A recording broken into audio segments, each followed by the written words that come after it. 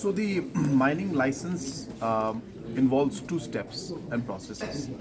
One is to first give the prospecting license, and once the entire study is done and prospecting is done, then the second step is to then submit the mining plan to different agencies in central government, and then the approval comes, and then the mining plan, and once approval is done, they can go ahead with the mining.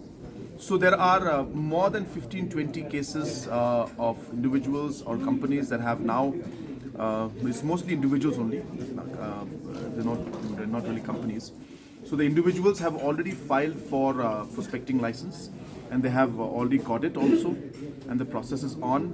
Once that does happen, the mining plan also will be prepared, and we are very hopeful that in the next few months we should see that at least a few mining plans to be approved by the IBM, that's the Indian Bureau of Mining, and the other agencies in central government, and we'll be able to actually see scientific mining process start in the state as per the Supreme Court order of July 2019.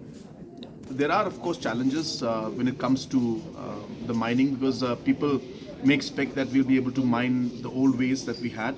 But obviously there is a middle path we have to take. The government of India is concerned about environmental safety and human safety.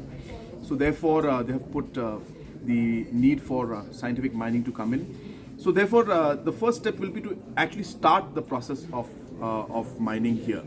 Once that happens, we are hopeful that the small miners will be able to combine together and work together, and then we can increase the base of the miners who will be able to get the mining plan. And in the third phase, we will see where we could push with Government of India to find ways and means of even the smaller miners that are coming there. So therefore, it cannot be resolved in one go.